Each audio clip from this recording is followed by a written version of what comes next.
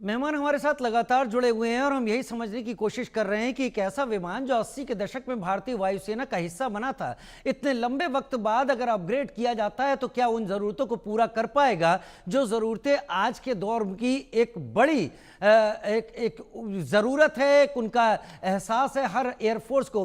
Wing commander S Sudhakaran, अब तक मिराज 2000 को, मैं बालाकोट एयर स्ट्राइक की बात अभी इसमें नहीं रखना चाहूंगा क्योंकि अब वक्त बीत चुका है, इंटरसेप्शन की बात हो या फिर पेट्रोलिंग की बात हो, 9 देशों की एयरफोर्स इसको शायद इस्तेमाल करती हैं अगर मैं गलत नहीं हूं तो।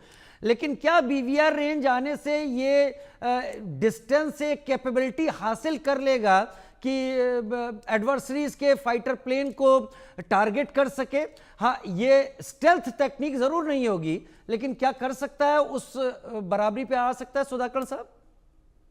देखिए, हमें पहले प्लेटफॉर्म की खासियत को समझना पड़ेगा। आप कैपेबिलिटी देखिए मिराज 2000 की, वो एक एयर सुपीरियोरिटी फाइटर है जो प्रिसिशन ग्राउंड अटैक करने की क्षमता रखता है। तभी हमने इसको बालाकोट में प्रयोग किया था। ऊपर से इसकी एक अहम खासियत ये है कि वो भारत की जो न्यूक्लियर डिलीवरी प्लेटफॉर्म है उसमें से एक ये एयरक्राफ्ट भी है। तीसरा, ये क्लोज एयर सपोर्ट और इंटरडिक्शन रोल में भी काम आता है। और अभी ऑलरेडी ये strategic stand of strike attacks करता है, जो ये बीवीआर वेपन्स इंटीग्रेट करने से उसकी क्षमता जो है और थोड़ा बढ़ जाता है। तो मतलब ये नहीं हम कह सकते ये बिल्कुल नाकाम है, क्योंकि ये बहुत ही एक मजबूत प्लेटफॉर्म है। प्रॉब्लम यह है कि एयर पावर जिस हिसाब से इवॉल्व कर रहा है, जैसे ड्रोन्स आ गए, अनमैन कॉम्बैट एरियल व्हीकल्स के अभी जो एवोल्यूशन है वो इतना तेजी से हो रहा है कि मैन्ड प्लेटफॉर्म्स ऑब्सोल्यूशन के कगार पे पहुंच चुके हैं।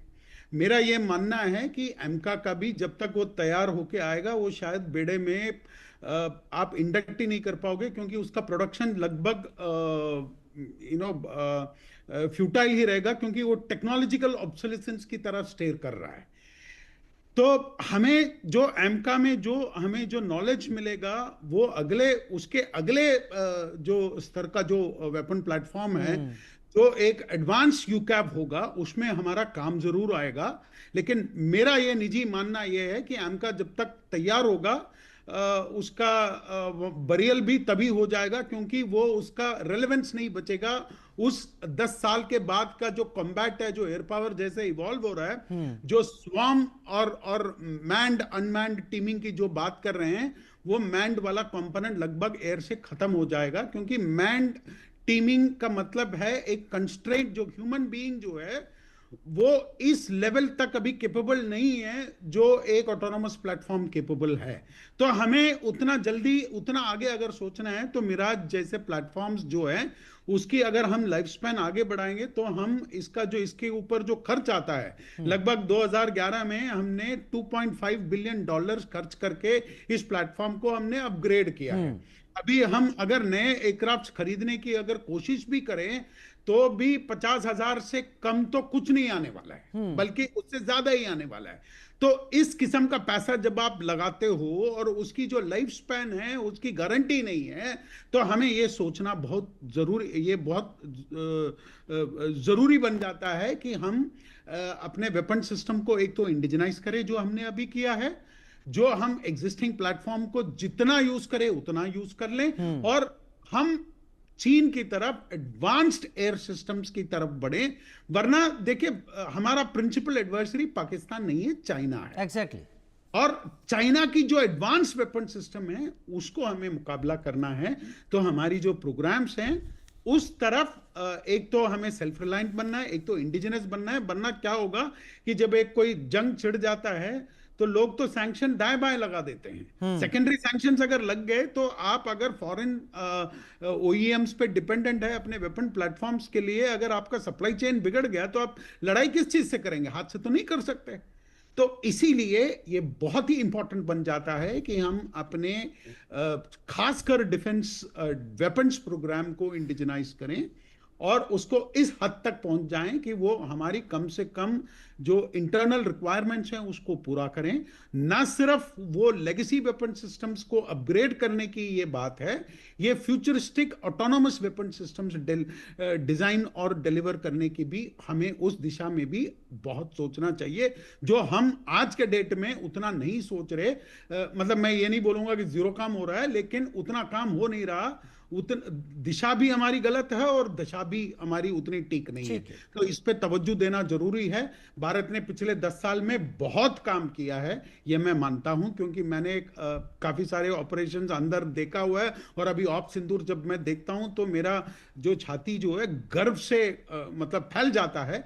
लेकिन मैं ये नहीं मानता कि हमें अभी हम रिलैक्स कर सकते हैं, क्योंकि इस सिचुएशन में ही नहीं है। क्योंकि एग्जैक्टली। हम देखिए बिल्कुल निचले स्तर पे थे, वहां से हमने तरक्की करके इस मकाम को हासिल किया है। लेकिन आपको मैं ये कहना चाहता हूं, क्योंकि हमारी जो स्तर थी वो इतनी नीचे थी कि हमें ये लग रहा है कि हमने बहुत कुछ हासिल कर लिया है, लेकिन अभी हम पास मार्क तक भी पहुंचे नहीं हैं। हमें बहुत काम आगे करना है ठीक है। और इस देश को समझना जरूरी है। तो इसमें ना सिर्फ पैसा लगाना है, हमारे टैलेंट को आगे बढ़ाना है, तभी इंडिजिनाइजेशन जो है प्रोग्राम हो बिल्कुल पाएगा। सफल ठीक होगा। है। वरना छाती पीटते इंडिजिनाइजेशन के रहेंगे तो ऊपर ओलंपिक्स में एक आत्मनिर्भरता मेडल। यूं ही नहीं इस शब्द का इस्तेमाल किया जाता।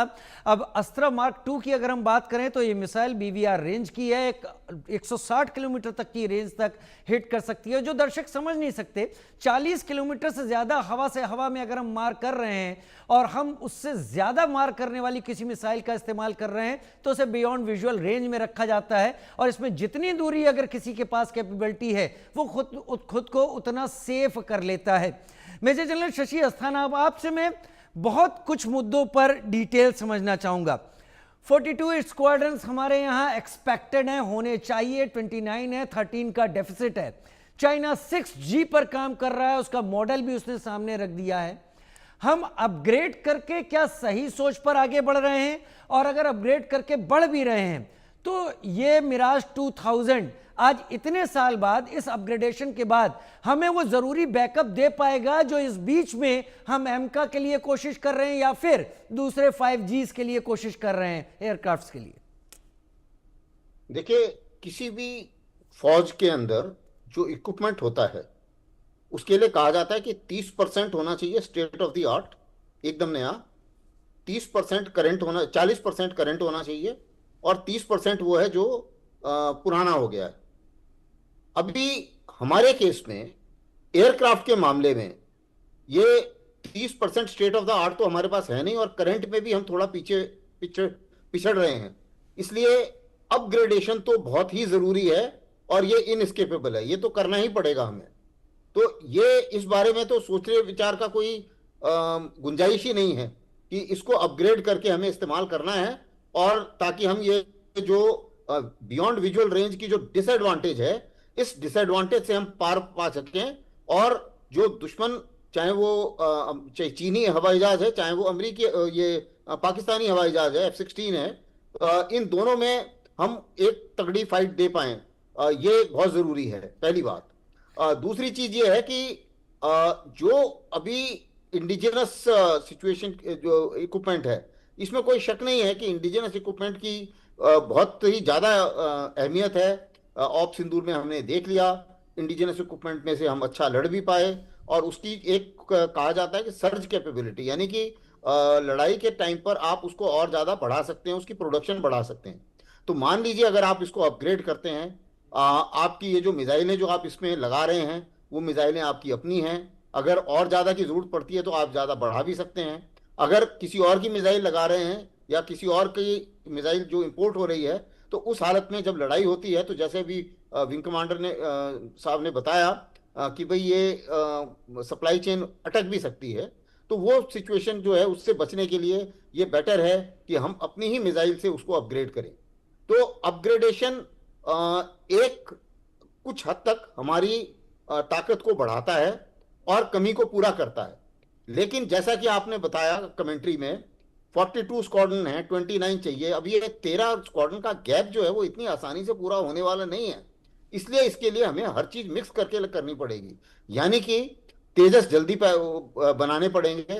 तेजस एक हमारा अपना एयरक्राफ्ट है, ज्यादा से ज्यादा स्क्वाड्रन हमारे पास तेजस की होनी चाहिए। तो तेजस जो है वो एक सामरिक तौर पे एक बड़ा गैप जो है वो भरेगा तेजस। और स्टेट ऑफ द आर्ट के लिए मैं बार बार इसी को रेकमेंड करता हूं, हालांकि ये डिबेट बड़ी लंबी चल रही है आजकल एयरफोर्स में, कि हम AMCA की वेट करें या कोई एक हवाई जहाज खरीदें, चाहे वो F-35 हो चाहे वो रशिया का हो, जो भी लेटेस्ट हवाई जहाज है। तो मेरा अपना मानना है कि भाई दोनों काम होने चाहिए। AMCA भी तगड़ा स्पीड से चलना चाहिए आगे, और अपने भी 1-2 स्क्वाड्रन खरीदे हुए होने चाहिए, कम से कम 2-3 स्क्वाड्रन हमारी खरीदनी चाहिए। वो एयरफोर्स डिसाइड करे कितना खरीदनी है, लेकिन कुछ state of the art aircraft जरूरी है। ये बात सही है कि आजकल ड्रोन्स का जमाना है, इसमें भी कोई शक नहीं है। ड्रोन्स एक फ्यूचर वॉरफेयर है, और ड्रोन्स में पूरा ज्यादा से ज्यादा हमें हरकत करनी है, और उसमें भी हमें इंडिजनाइजेशन करना है, और खुद ड्रोन्स बनाने हैं, और अच्छे से अच्छे ड्रोन्स बनाने हैं जिसमें हम सक्षम हैं, और हमारा डिफेंस इंफ्रास्ट्रक्चर और बाकी प्राइवेट कंपनीज भी इसमें काफी इंटरेस्ट दिखा रही हैं। मुझे पूरा भरोसा है कि ड्रोन के मामले में हम काफी आगे बढ़ पाएंगे।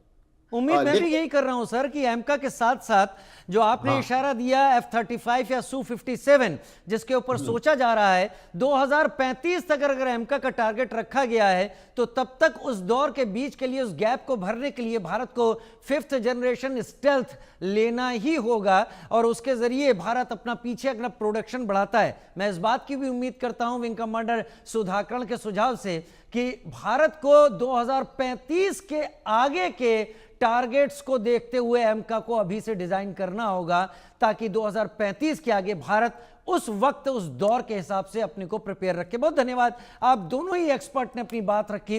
Wing commander Sudhakaran, major general Shashi Asthana, आप दोनों का बहुत शुक्रिया। एक छोटा सा ब्रेक, जल्द हाजिर होते हैं।